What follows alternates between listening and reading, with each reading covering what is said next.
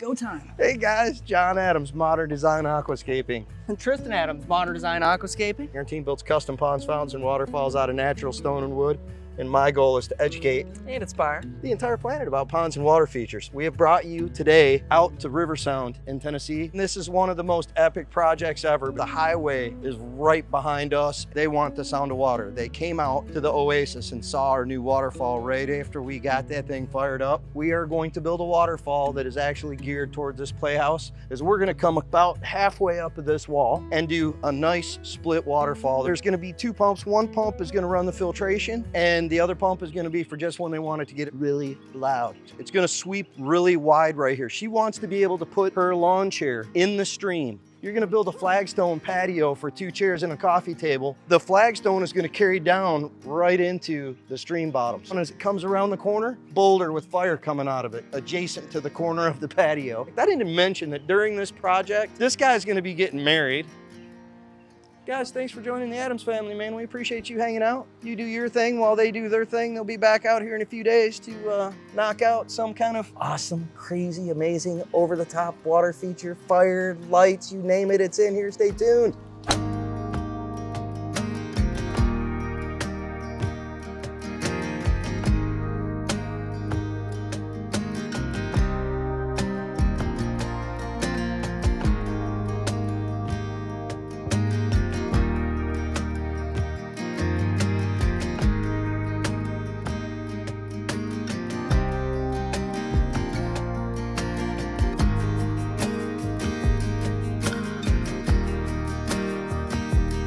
We're running into so many random little issues because we don't have everything spray painted, laid out. We want to have a really good guide to go off of before you just start digging a hole and it's like, oh, the reservoir goes here and this is all great and dandy. And then you get to the top and you don't have enough liner to actually build your waterfall where it was supposed to start and nothing is actually going the way it's supposed to. So what we're doing is we're actually getting this stuff actually laid out in here so that we know exactly where our biofalls are going to go. We know exactly where our spillways are going to go. We have the basis of where our deep underwater patio, stream, and fire boulder section, that's awesome to use in a sense. Yeah, we have all that actually laid out so we know where our reservoir is going to go, because this is going to be a massive hole. And the one thing you don't want to do on a project like this is start off by digging that hole and cutting off your access for the rest of the entire job, because that's no good. So yeah, we're getting work.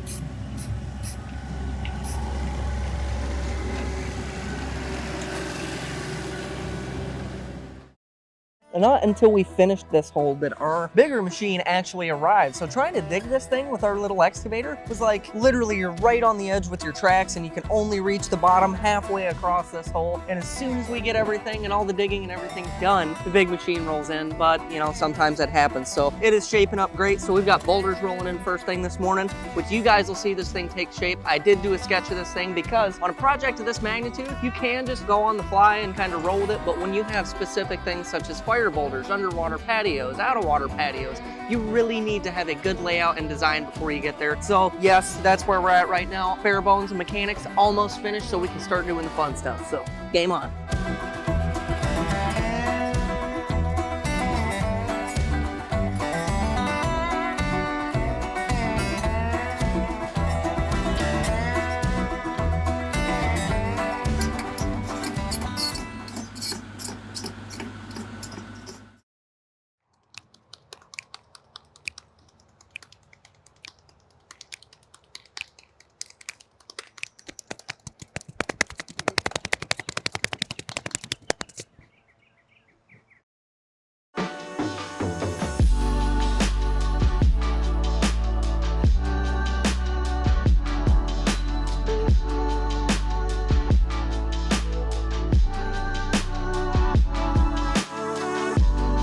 right, guys, so what I wanted to do was touch base with you on the design process of this pondless. One of the biggest features in this thing, outside of the fire boulder, all the crazy mechanical stuff, is we have this giant underwater patio section. Having to have a pool that is this large in here to create this underwater patio, it makes it priority one. Because the last thing you want is this great idea for this underwater patio being the main focus of this thing, and then you get so distracted building nice curvaceous waterfalls coming up through here that you don't leave yourself room for said underwater patio. We do not have a big enough reservoir at the bottom, even though it's a multi-thousand gallon reservoir, to create this giant pooling area 12 inches deep for the underwater patio and not have it actually hold water. So instead of creating a dam out of foam and rocks like normally we would to create a pooling section 6 inches deep or so, we actually have to create a liner dam. So instead of coming up and just going flat and then building the wall, we're actually going to be coming up with our dig, stepping up to what is going to be waterfall shelf, and then back down into the pool. So when this thing is off, the entire underwater patio is going to hold on the upside of 750 gallons in this thing. Just want to share with you guys, I'm leaving, I'm out,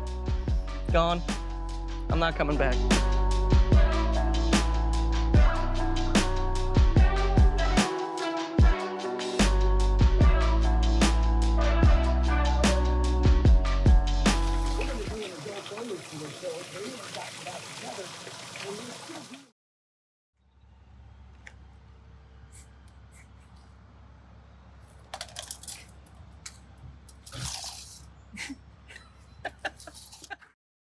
Some changes were made to this design. So let me just share with you all the changes. I spent a lot of time with the homeowners. We did boost the budget just a wee bit. So we're gonna pull these back over top of your plumbing and expand that area for your chairs. I'm not gonna draw a line on this wall, but what I'd like to see these biofalls, like sitting on top of this earth. Waterfalls coming towards here. Once they're up that high, bring the dirt out in front of them like 2 feet, and then do a boulder wall that creates that elevation from this wall, curve around the waterfall so that one can come down here, curve back in towards the wall, and then curve out into the corner over there so that you've got this upper flower bed. Bring it up to the waterfall height, drop it down a rock so that it's not quite so high, and then when you come into the corner, bump it up again so that you create some elevation changes up in here. If we come all the way back over to the beginning, now this becomes a negative edge. So we now have the koi. This is now a koi pond. Yep. We can put a boulder off the corner of this and do like a couple of flat boulders into your elevation, and we can change this. Soil level can come up in here, and you can tamp a little more back in across there so that you don't have to dig to China in here. This doesn't need to be such a big pit. If we bring this edge up over here to this height, you're already almost at 2 feet. That gives you a lot more capacity to get creative and also to build that big flat stone into the edge of the pond here so that your granddaughter can just come in and just hop right into the water. I would also say when you build out that bottom end, make her hold water right up to the top. Don't give up any of that space that you've got down in there. We need to utilize and capitalize on all of the available water storage for water emotion. So don't spend 2 extra weeks on it now with that upgrade. I bought us 2 days of the team out here to make the changes that I made and keep us on track with time. So that's all we got, kids.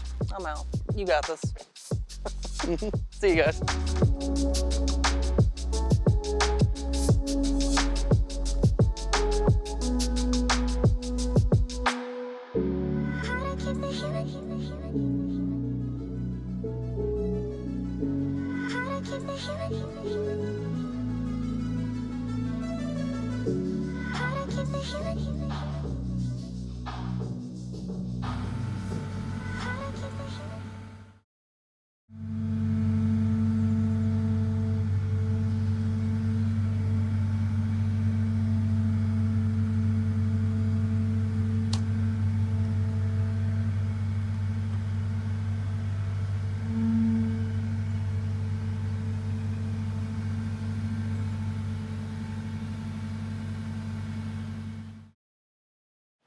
That's it for part 1, guys.